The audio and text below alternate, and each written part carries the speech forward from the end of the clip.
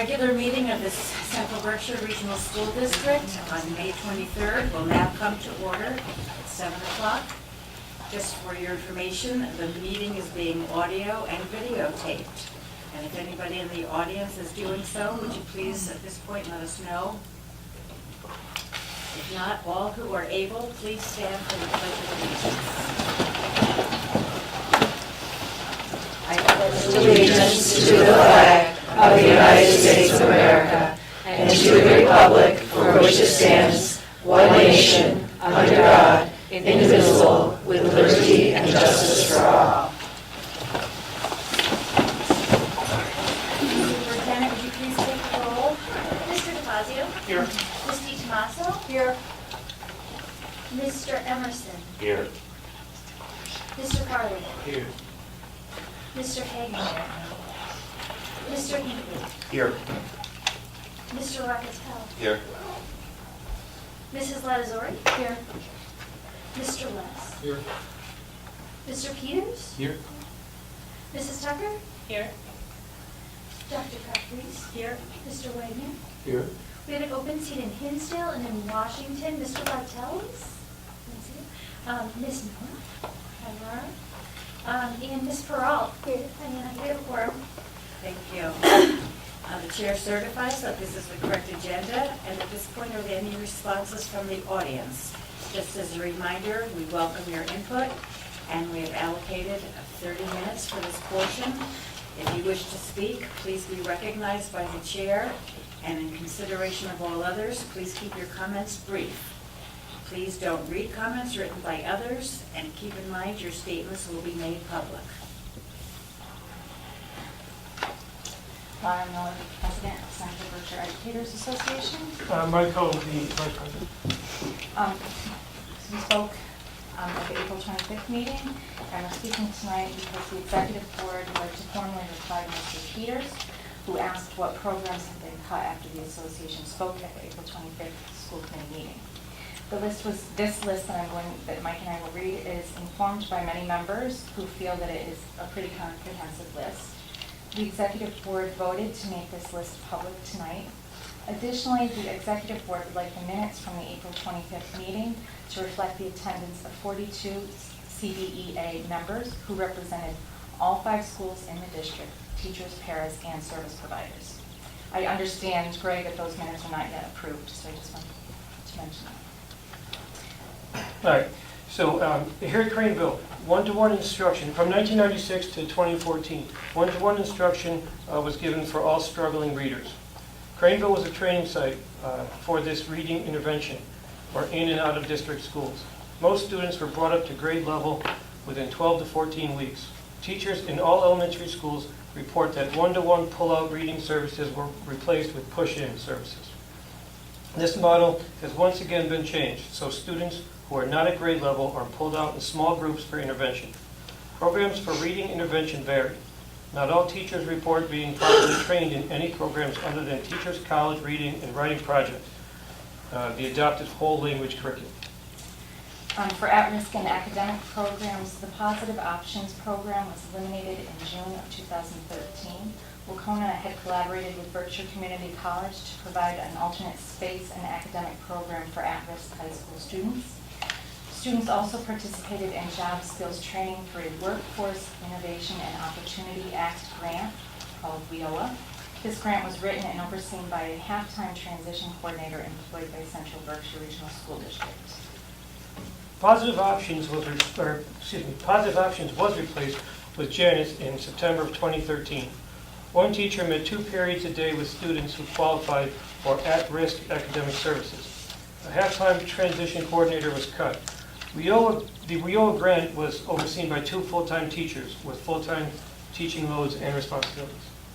The Workforce Innovation Grant was lost because the district did not have anyone to properly oversee it in June 2015.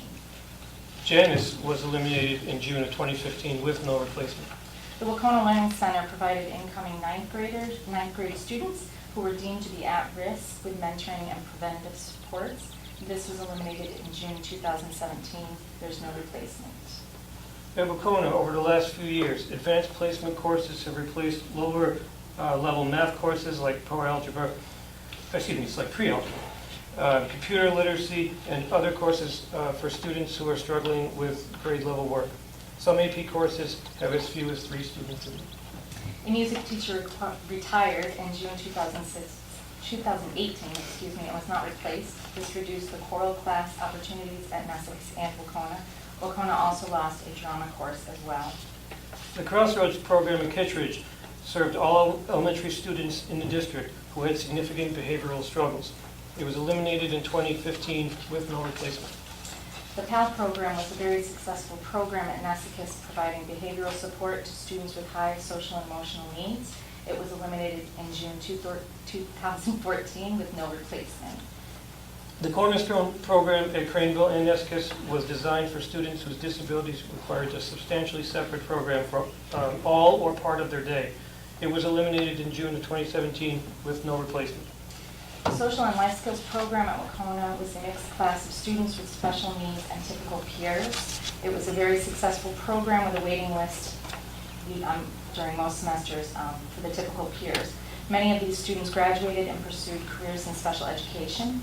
The students with special needs were able to learn social and life skills with peers, which allowed them socialization and the ability to learn the transfer of learned skills. This was eliminated in June 2017. It was replaced with small group, 30-minute sessions 3 times a week.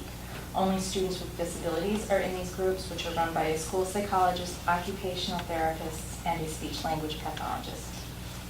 At Nesicus, the activity period was cut and replaced with a 15-minute study hall period that's often not structured. Students lost the ability to participate in clubs like chess club, drama club, Odyssey of the Mind, outdoors, jazz band, guitar, select chorus, and the list is actually longer than that. There's no formal recess time for middle school students. They receive 30-minute block for lunch. If they finish lunch early, they may go outside for what's left of recess time. And finally, buddy games were held in May each year at Wacona during a school day. This all-day event was attended by students from all schools in the district who would bring teams of supporters to cheer on their peers with disabilities. It was eliminated in 2016. It was replaced with a CRA-sponsored buddy games event that's held on a Friday night when many students are unable to attend. This has been a huge loss for both students and staff who would like to see it return to the district as a district-wide event. Reasons given for the loss were that it was not an inclusive event, there was liability, that it put our students with special needs on display, and also the cost. That is the list that the members actually put that list together, and we wrote it up, and we read it tonight too, and I have copies to pass around to everybody. Thank you. Thank you.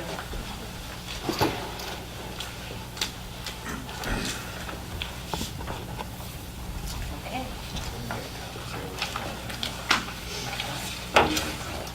Are there any other comments?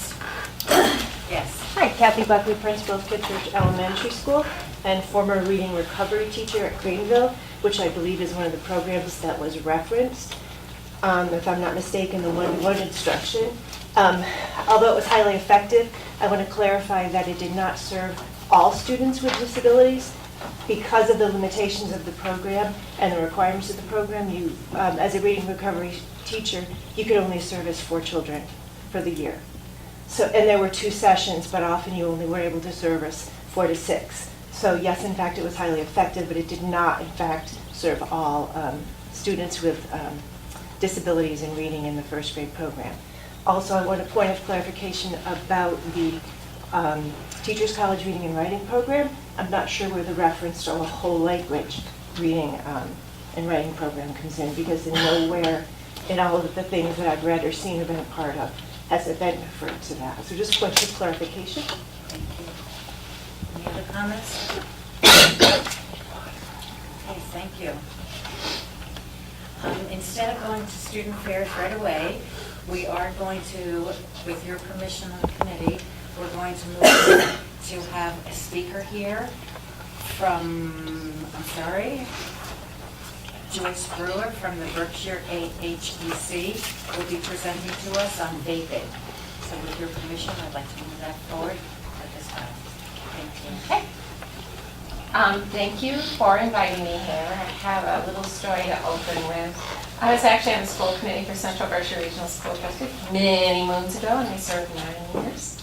And I see a couple of familiar faces, so that's a good thing.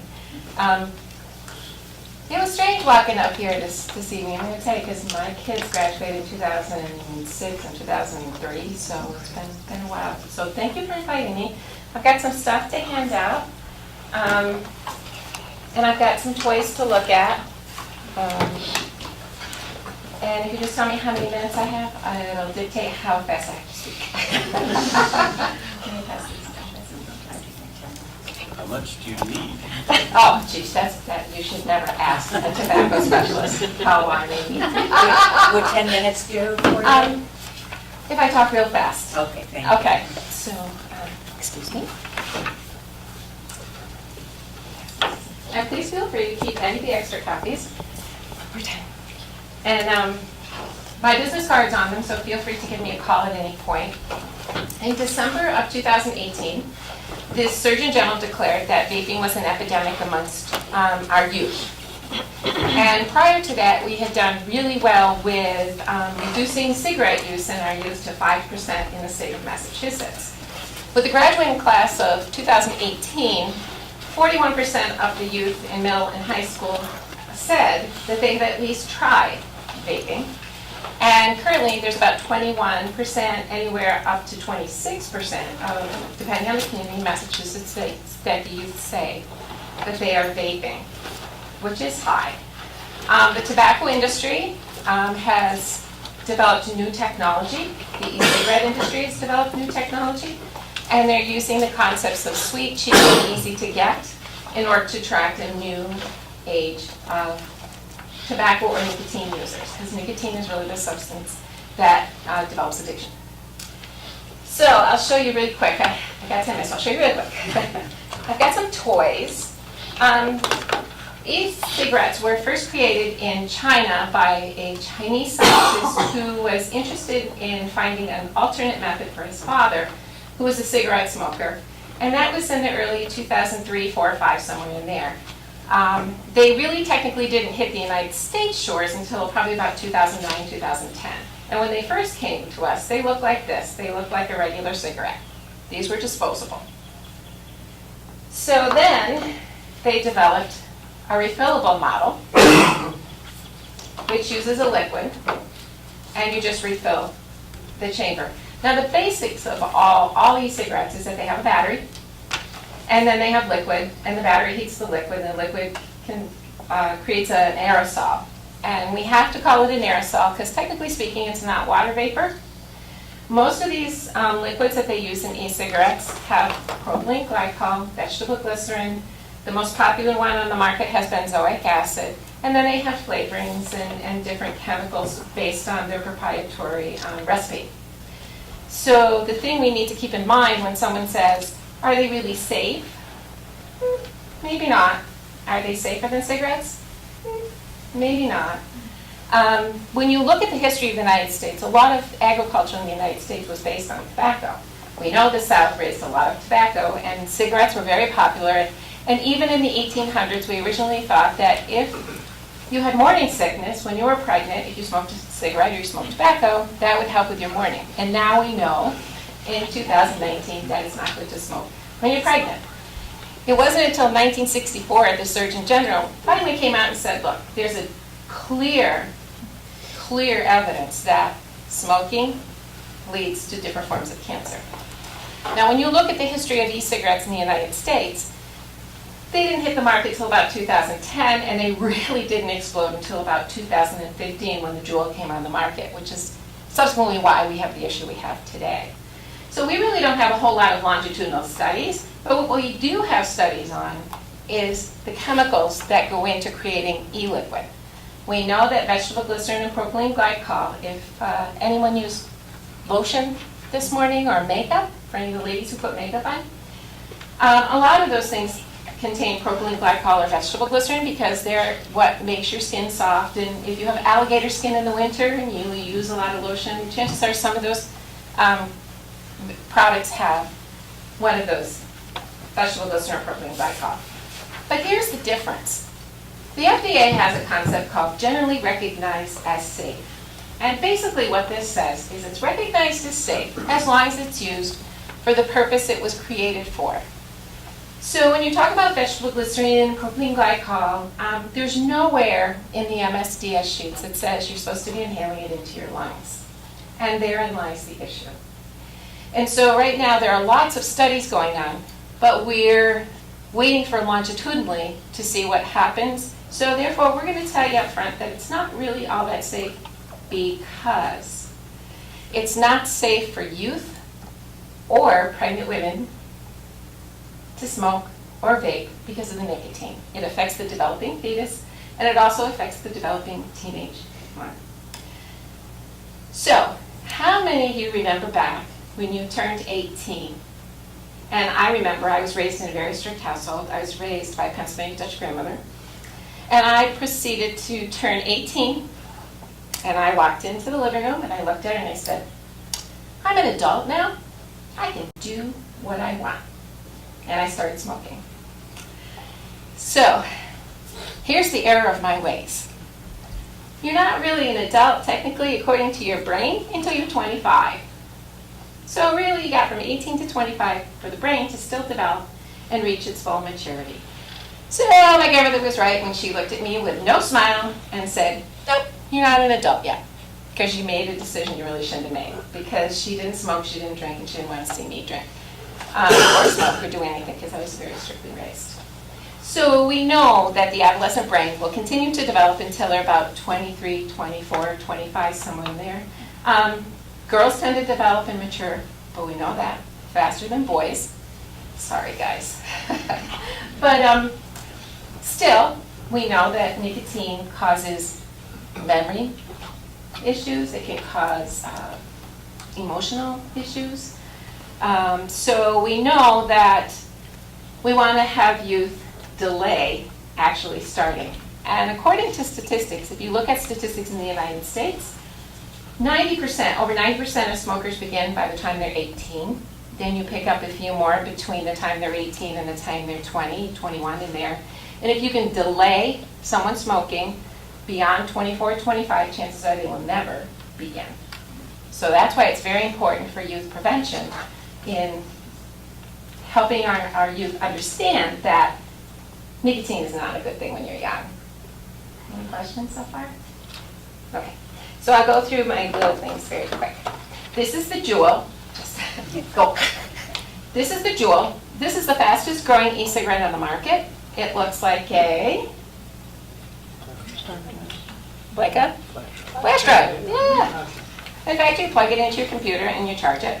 Has a little light. Mine died, unfortunately. It doesn't like being carried around by me all the time. But there's a little light that comes on to let you know that it's charged. This is equal to a pack of cigarettes. So this is one pack of cigarettes. How much does it cost to buy a pack of cigarettes in the Berkshires? Anybody guess? 10, yeah, somewhere between 10. Down in New York City, it's been as high as 15. A friend told me. This pod here, when purchased in a pack of 4, is $3.99 each. So this is a pack of cigarettes. Okay, they come in flavors that are made to entice our youth. They're made in cream. They're made in fruit medley. They're made in mint, menthol, classic tobacco, Virginia tobacco. They have a cool cucumber, and at one point in the past they had a strawberry. We all know that fruity flavors are what attract a lot of youth to begin. They're also what helps, especially early smokers, when you inhale, it helps create a flavor in the back of the throat so it's not so harsh, so it'll encourage more vaping. Should I pass that in? Don't worry, it's empty. Because I handle them an awful lot. This is another one. I don't know if anyone has seen them locally. This is called the Soren Drop. This you can fill. You pull it off, and it's new. You pull it off and you fill this with your liquids. So this is pretty popular. And then this was the original Soren. It's about the size of a credit card, give or take. And you fill it yourself with the liquid as well. Liquids come in around 8,000 different flavors. You can buy Doritos, you can buy strawberry, you can buy ice cream, you can buy a cupcake, you can buy banana bread, you can buy, anybody help me out? You gotta know, anybody know, but the sky's the limit, exactly. So,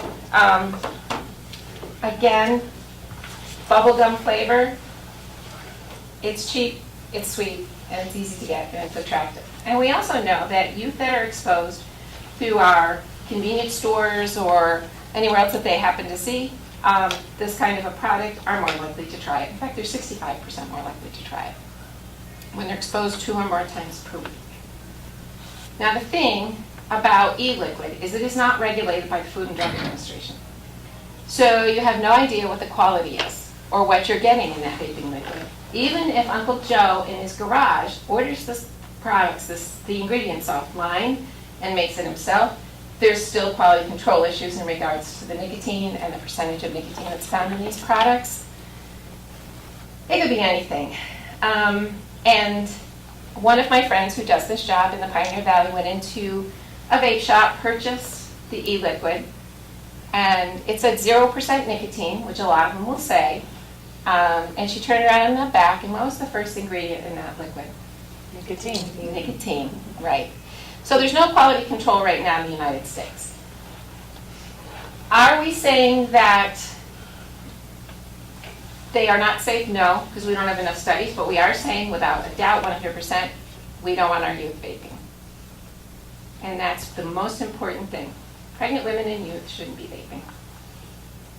Is it used as a cessation device? It's not recommended by the FDA, but I bet you if you check around with your friends or someone that you know has quit smoking and has used them, they say that they work and they stopped altogether. But they're not recognized yet because it's still too early in their livelihood in the United States. Juul is now 77% of the e-cigarette market. That's the little black thing that's running around there. They now have 77% of the market. Altria, who makes Marlboro, bought 34% of their stock. And they aren't the only tobacco company that's in the e-cigarette business. The FDA recently approved another product that's been in Europe for 7 years called the IQOS, which is a mini cigarette that gets put into a device that looks kind of like this. It has a blade and it heats it. It's called heat, not burn technology. We don't know where that's going to go. It hasn't hit yet. They have to put together a plan that shows what they're going to do as far as youth prevention. Any questions? Thank you so much. It's really So, important information you shared with us tonight. it is. And if you have any questions or you want me to come and talk to anybody, just reach out. My card is on the flyer. Thank you so Thank much. you. Okay, we'll move back to the agenda and student affairs. Hannah? Okay, so I'll be going back a little bit earlier in May since it's been a while. So on May 9th, Wacona held its first Future Teacher Signing Day after school at Wacona. And during this event, which I was fortunate enough to attend, about 7 of my classmates and I, all seniors, signed a letter stating that we're going to a field of education in the future. I'm really excited that Wacona did this event. It was really nice, well put together, and I'm really hoping that we do it in the future. I know it's a great event. This past Friday, on the 17th, was the last day of school for the seniors. We're very excited about that. Now we're planning to wrap up. We had finals this past week, and we're getting ready for graduation rehearsals and the events that are leading up to graduation. A few days ago, Wacona's Unified Track and Field team won the Western Mass Championship in Holyoke, which we're so happy for them. We're really proud of all their hard work, and it's also their second year in a row doing so we're very proud of them. And Wacona's prom is being held this Sunday at the Proprietor's Lodge, which I know students are very excited for. And that was being put together by the junior class, so we're thankful for that. And so this is my last week reporting, because I'm a senior, so this will be my last one. Next year, Faith and Shane, who are right over here, will be alternating every other meeting. And Awesome. thank you. I just want to quickly note, she mentioned that her last day of school was last Friday. Here is Ms. Peralt, but if we are lucky and we are fortunate enough, you may not have seen the last of her because she may be going, she is going to school to be a teacher, and we would love to have her teaching here someday. So we would absolutely be honored for that, so we wish her all the best.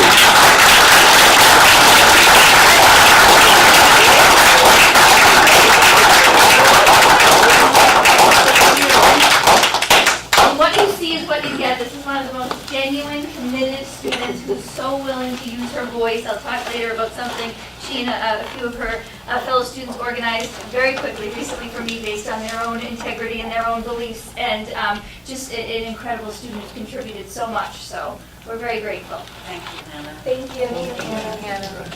Thank you. Good luck to you. Thank you. Where are you going to school? MCLF. Oh, wonderful. Congratulations. We welcome Dana G. You have big shoes to fill. We have 2 of you to do it, so we'll be good. And we'll get to know them because they're actually going to be juniors. So we'll be able to get to know them. Sounds good. Welcome. Okay, the Secretary's report. The minutes of the regular meeting of April 25th. Are there any corrections to the minutes?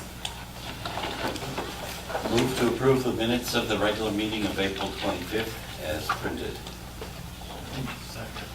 We have a motion and a second. Any discussion? Do we want to add the edit that was pointed out at the beginning?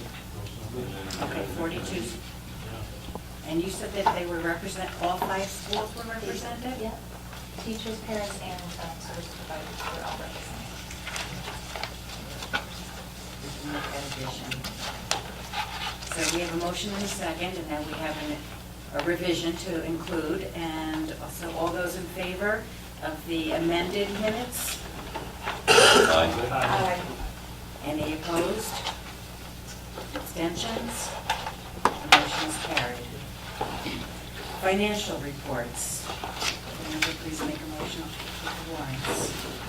Move to approve warrant number PR 2019-22 dated May 2nd, 2019. Payroll in the amount of $580,416.67. Second. We have a motion and a second. Any discussion? All those in favor? Aye. Opposed? Abstained? Motion carried.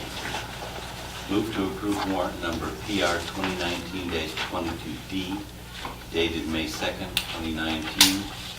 Accounts payable in the amount of $110,717.75. Second. We have a motion and a second. Any discussion? All those in favor? Aye. Opposed? Abstained? Motion carried. Move to approve warrant number AP 2019-21 dated May 10th, 2019. Accounts payable in the amount of $358,892.41.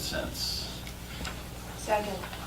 We have a motion and a second to approve warrant AP 2019-21. Any discussion? All those in favor? Aye. Opposed? Abstained? Motion carried. Move to approve warrant number PR 2019-23 dated May 14th, 2019. Payroll in the amount of $640,873.40. Second. We have a motion and a second to approve warrant number PR 2019-23. Any discussion? All those in favor? Aye. Opposed? Abstained? Motion carried. Move to approve warrant number PR 2019-23D dated May 14th, 2019. Accounts payable in the amount of $121,526.04. Second. We have a motion and a second for warrant PR 2019-23D. Any discussion? All those in favor? Aye. Opposed? Abstained? Motion carried. Move to approve warrant number AP 2019-21-2, dated May 16, 2019, accounts payable in the amount of $4,246.86. Second. We have a motion and a second to approve warrant AP 2019-21-2. Any discussion? All those in favor? Aye. Opposed? Abstain? Motion carried. Move to approve warrant number PR 2019-23S, dated May 21st, 2019, payroll in the amount of $570.66. Second. We have a motion and a second to approve warrant PR 2019-23S. Any discussion? All those in favor? Aye. Opposed? Abstain? Abstain. Motion carried. Move to approve warrant number PR 2019-23DS, dated May 21st, 2019, accounts payable in the amount of $88.92. Second. We have a motion and a second to approve warrant PR 2019-23DS. Any discussion? All those in favor? Aye. Opposed? Abstain? Abstain. Motion carried. Move to approve warrant number AP 2019-22, dated May 24th, 2019, accounts payable in the amount of $325,287.91. Second. We have a motion and a second for warrant number AP 2019-22. Any discussion? All those in favor? Aye. Opposed? Abstain? Abstain. Motion carried. Move to approve warrant number APW 2019-22, dated May 24th, 2019, accounts payable in the amount of $13,040. Second. We have a motion and a second to approve APW 2019-22. Any discussion? All those in favor? Aye. Opposed? Abstained? Abstain. Motion carried. Thank you. We also have gifts and donations. Would somebody please read the donation? Be it resolved, Central Berkshire Regional School Committee accept the donation of $25 from Mass Mutual Life Insurance Company employees through the Benefinity Community Impact Fund to the Wacona General Gift Fund as recommended by the district treasurer. Second. We have a motion and a second to accept the donation from Mass Mutual Life Insurance Company. Any discussion? All those in favor? Aye. Opposed? Abstain? Motion carried. Thank you. That was a lot. Communications, so the report of the chair, we still have a school vacancy, a school committee vacancy in the town of Hinsdale and the town of Washington. We were supposed to have Andrea Wadsworth speak to us tonight. Yeah. We'll see Andrea. So, We will follow up with her to get her back on our Yes. schedule. right. And an update on town meetings. All towns, with the exception of Cummington, voted in favor of our school budget. And special thanks to all that who attended, spoke, and supported. We appreciated it. Okay, senior activities.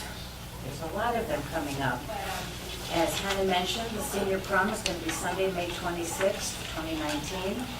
And Thursday, there'll be class night. That's Thursday, May 30th at 7 o'clock. Senior assembly, Friday, May 31st. And Sunday, June 2nd, graduation at 1 o'clock. If you are attending graduation, there'll be a short reception right before at 12:30 in the room right past the cafeteria on the left. You'll see the administration there as well. And if you are attending senior assembly, make sure we do know that because we need to save you seats. That starts at 10 a.m., but parking is at a premium, so get there early. Okay. Next, we have, yes, superintendent's report. Curriculum, here we go. Oh, I'm up again. Okay. Still you. Still me. Well, we didn't meet this week, but we did meet last time, and at that meeting, we talked about the Eureka program, K-5 math curriculum, and Leslie did a wonderful job of presenting it to us and sharing with us the feedback from those who had tried it out and piloted the program. And we'd like to make a recommendation to the committee now.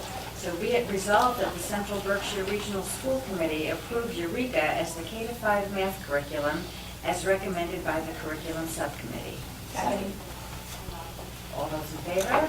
Okay, so abstaining? I think the criteria that you used was very informational, and you might have to mention that. Okay, do you want to discuss the criteria that we used? You had a rubric that you shared with us that really gave the teachers a chance to provide feedback, so.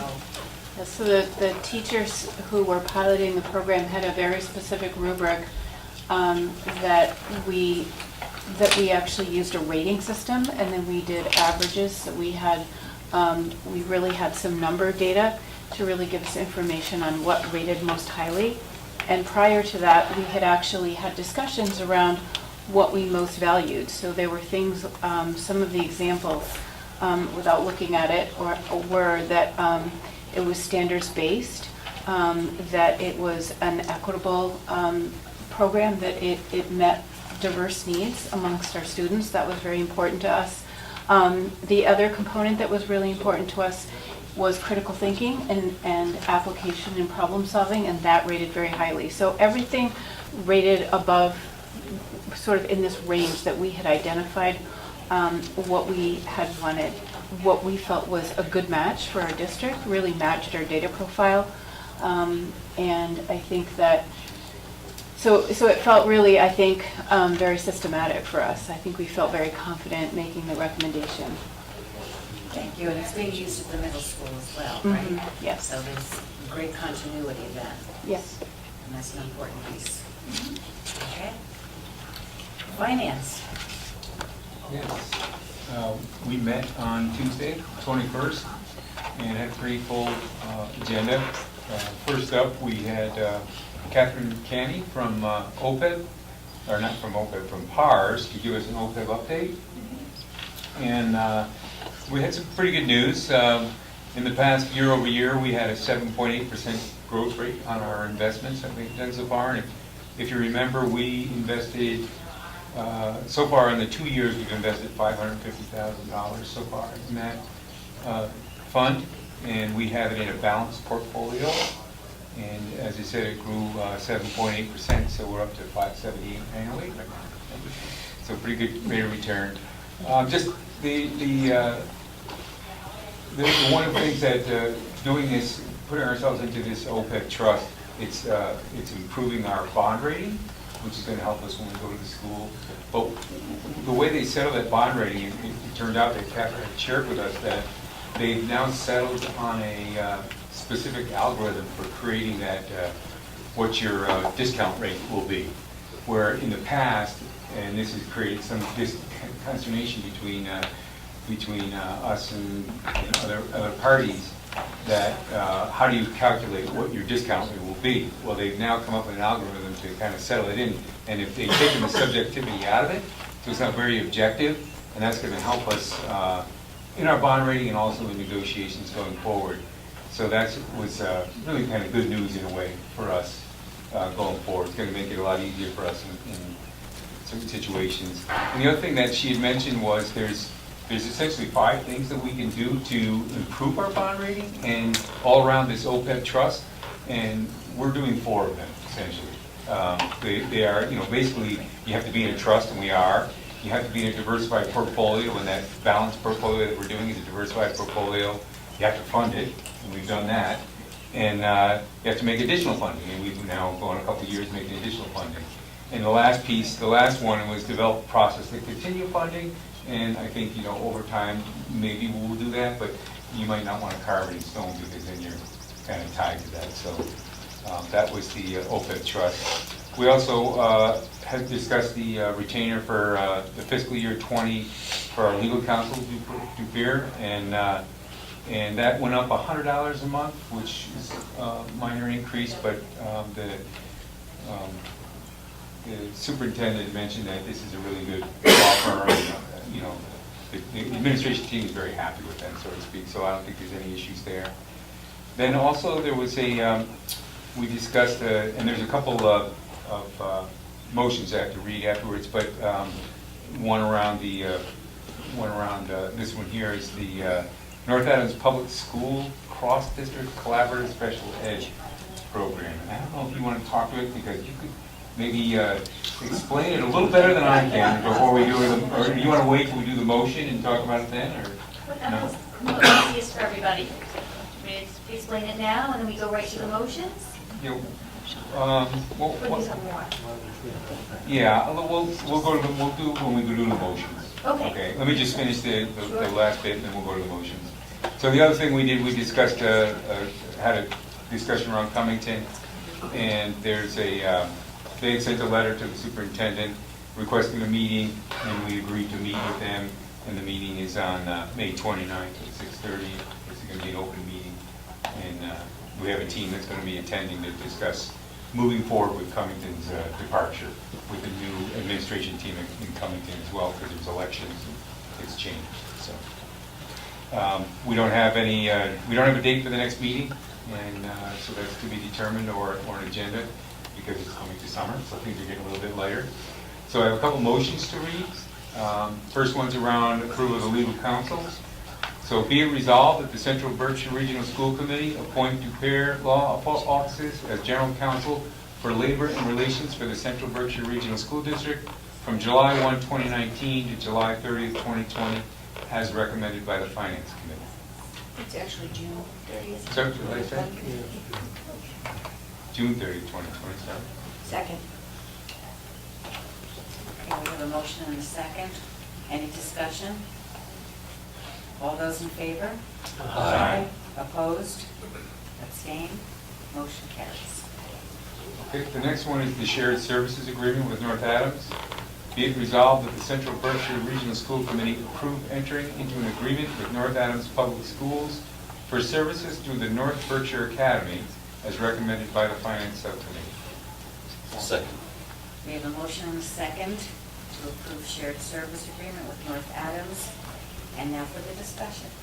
Sure. So I was approached on this by Barbara Melkis, who is the city superintendent in North Adams. So essentially what happened is the Collaborative for Educational Services, which is based in Northampton, had a grant for 1 year only to develop and pilot a program here in Berkshire County. It serves a very small number of students. Its capacity to date has been very small, usually about 7 to 10, but it seems to be hovering at 7 that they're able to bring into the program. But the grant was for 1 year for social emotional at-risk students in grades 7 through 12. They'll take between 7 and 10 kids. They piloted it for a year, and there were a couple options. The grant funding dried up. It could have gone away completely. The collaborative was not able to find alternate funding, so that did not become another option, or a district could take it on. It's in North Adams. It's housed in North Adams. They're established there. They're set up there. In North Adams is the vast majority of their students. So Barbara Melkis said, I'll take it on as a North Adams program, but what I'll do, which was actually very, very generous, is for districts who have or may use it, and she focused on Central Berkshire, Adams Cheshire, Northern Berkshire Union, and Greylock. I will offer them a discounted rate. So if we were to use this program, I believe that the rate is around $33,000. If we were to use this program when we enter this agreement, we get the $33,000 rate. Districts in the county not in this agreement would pay something around $41,000. So it saves us about $8,000 in tuition. It is important to note some special ed tuitions, like the massive ones of $150,000, $200,000, are circuit breaker eligible. So sometimes it's more complicated. This tuition, we pay the full bill because it doesn't hit circuit breaker, so any amount we could save is benefit. We do not currently have students placed in this program. However, 2 ways that this could benefit us. If we did see a need to place students in this program, we have a discounted rate. But also, as you know, the minute a student's family moves into this district, if they've already been placed there by, say, Pittsfield, the bill just immediately arrives in our office. the bill would arrive in our office $8,000 less. All Barbara is asking for in return, which I think is part of our strategic plan, is a willingness on our part to continue to dialogue with her and the other people involved around other opportunities that may pop up, be they transportation, be they shared purchasing, whatever they may be. There's really, Russ has looked at this as well, Russ Dupre, our attorney. This was actually crafted by Adam Dupre. They represent North Adams. And I said, just be clear with me here, there's no obligation on us, no, that you're open to dialogue. It's also for 1 year. And the benefit is, if we were to use the program, or we were to inherit per se a student already placed there, we receive a reduced rate. So I think it's an all win-win kind of thing. Any questions for Lori? Sounds like it's a win-win. Okay, so all those in favor of shared service agreement with North Adams? Aye. Any opposed? Abstention? Okay, carries, thank you. Policy. If you want to email into mine, just because there's a couple of things coming up that are just updates in the regs. And personnel. I would like to go into executive session, but that can wait until the end of the meeting. More convenient at that point. Okay, thank you. Safety and wellness. We have not met. We have a meeting scheduled for the 27th of June.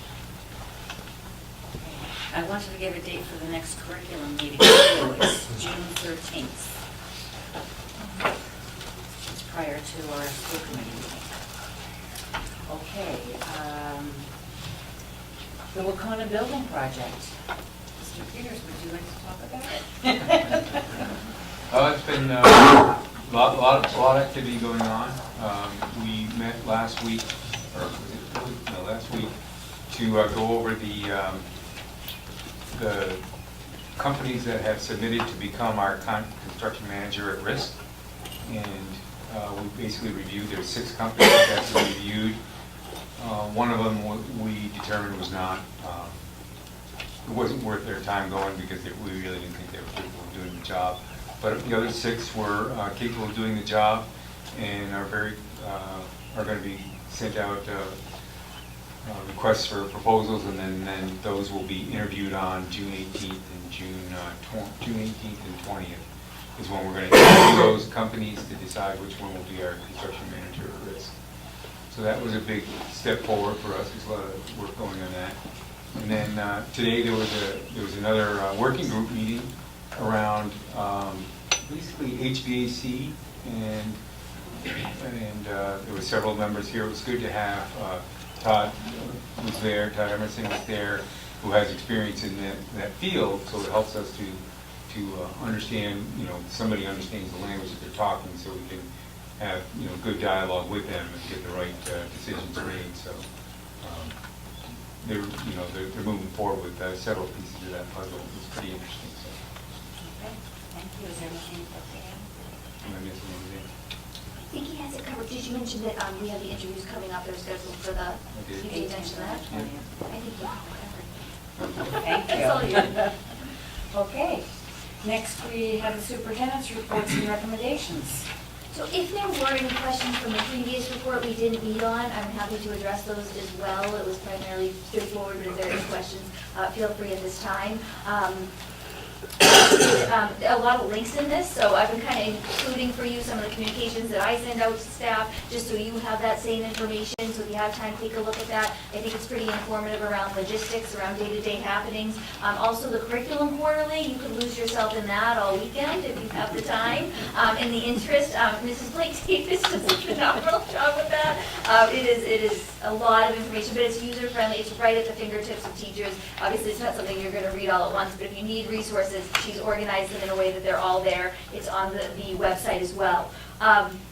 So the equity and diversity, this is largely attributable to Hannah and a group of her peers at Wacona, who at the very last minute, right before graduation, I approached and said, I'm kind of concerned. We've had this opportunity to have our school committee take the pledge against hate in Berkshire County. We've now had the opportunity for all of our 6th through 8th graders to take it. I'd really like to give that opportunity to our high school students. What do we do? And Mr. Messina and I were kind of going like, what do we do? Like, how do we make it happen? And they took it and they ran with it, and they were really able to bring something together pretty much very quickly, because we wanted our seniors, before they go out into the community, to have that opportunity. It was our last shot with them. We certainly will give the opportunity again, but like the pledge you took, we gave the opportunity for students to take the pledge as well. And then he and his peer Grace Moriarty, who's a member of our Equity and Diversity Committee, over the weekend created an entire PowerPoint explaining what it was about. It was delivered in homerooms, and I included Grace's, with her permission, her PowerPoint, so you can see what she did to deliver the message. Did I get that right? Yeah. But it was, I mean, and I remember like it happened the day that I'm like, wait a minute, it's now 4 o'clock. Later in the day, I call Mr. Rob. Did that happen? Oh yeah, they took care of it. I mean, that's the kind of students we have. So it makes life very, very positive to have them participating like that. I forgot to report on this, but I've been trying to tell you all the things that are happening with equity and diversity. This was another thing that Mr. Messina at Wacona took the lead on. We were approached by MCLA, an alumni from Wacona, about doing an activity around using race dialogues to talk about a Netflix series, Dear White People. I would advise you to watch it. I maybe would cautionarily advise you to watch it. I don't know what your TV interests are. It's definitely something you should only watch with other adults, 18 plus, 16 to 18 plus. But it's an important message at the root of it. But it takes place on a college campus, and they don't sugarcoat everything that goes on a college campus. But really, there's some incidents in it that were used to really discuss race openly and to be able to share discomfort in doing so. So that was piloted into 11th grade English classes by 2 very willing teachers, who I actually included. Sometimes I think it's better for you to hear from teachers directly or principals directly than always my words. So those are quotes from Megan Donovan and Molly Hirschegger, who were in the classrooms where this took place. One of the biggest things is they just want more, and more consistently. So that was a piece of it. The spirit training's on June 4th. You're all more than welcome to be there. Got a nice shout out from Superintendent McCandless about our hosting of it, so I linked that. But we are really looking forward to that. We've got a lot of buy-in from community members willing to participate. So that's a program that will be rolled out in all our schools in the fall. Again, just a couple other things that have gone on with the Equity and Diversity. Our Gay Street Alliance attended the Pride Parade. We had a forum at Nesicus that really deserves a minute of conversation, because it was an incredible investment of time and a lot of people volunteering and pushing themselves out of their comfort zone, without whom we could not have made it happen. So we had probably 5 people out of the 30 people there who were actually educators by training, who ended up in classrooms. That is an overwhelming thing for someone who's never been in the classroom, who's going to go in for the first time and teach about gender and sexuality to a group of 6th, 7th, and 8th graders. And the kids were excellent. The feedback was excellent. Some of the people that you know, Sarah DeFazio was there as a teacher and a parent at Nesicus, Megan Chin from the high school, Joe Diver, who's a parent and now a select board member. A lot of different community members came out. So somebody from Senator Hines' office, really, really impressive stuff. And what happened was, which was nice, so we were trained by Gwendolyn, her organization. You had to commit to be trained. You had to be there on a Friday night or a Saturday morning for 4 hours to get the training. We were trained in all 4 different topics, and I've listed the topics for you. And then what we decided was what one were we feeling the most comfortable with, that we would actually deliver in the classrooms. The teachers stayed with their students, and that was hugely helpful, because they knew the contacts, they knew the kids, they could help with classroom management and insensitive kind of reactions kids might have, but it also helped because they got all of the same content. Was it perfect? No, there were certainly logistical things, but given we brought 30 people into a building who don't typically provide the instruction and moved an entire middle school through all of the different sessions and all of the staff, it was pretty impressive. So it was. So the feedback was really good, and all the facilitators really wanted more, and many of them have signed up for the spirit training. They were very impressed with our staff and our staff's willingness to support and engage, and they were really, really impressed with our kids. And what was really nice is the most shout-outs we got were for our 6th grade class, which is our youngest class. It's also our class that has had some struggles around some equity and diversity issues. So really good dialogues, and that was feedback across the board. So we will be doing more things like that, because they've got to hear these things from more people than just the people they see every day teaching in classrooms. They need to hear it from the community. If you have an interest, definitely do get involved. Just so you know what's going on, I have included the summer programming. Some of these programs we do because they're compliance, they're legal requirements to offer programs. Others we don't, and I think they're really important. You supported adding a high school credit recovery program free of charge to kids several years back. That's not the norm in all high schools. A lot of high schools, if you fail a class, you need to come up with the money and usually leave your home district to go to Pittsfield or where I used to be, to go to Silver Lake to pay for the class with unfamiliar staff. Wahona offers a homegrown summer school program for kids. So that'll happen again this year, and it keeps kids from kind of having that, I'm a 11th grader, well, no, you're a third year student, or you're a 10th grader. So we have an option to support kids that way. And then I listed transition activities that just are happening in the schools, pre-K, K. That list is a link, it's a live link. It might grow, so check that regularly. Because if you see people in it or working on it or adding things, that's okay.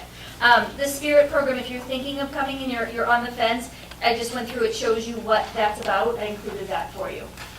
So that's, we just had our third Equity and Diversity Steering Committee meeting. Barbara and I just ran in here from that with Mr. DeFazio, and really built our capacity more. What we really did was build our capacity to engage now in the substance of the work on the committees that will begin to meet this summer.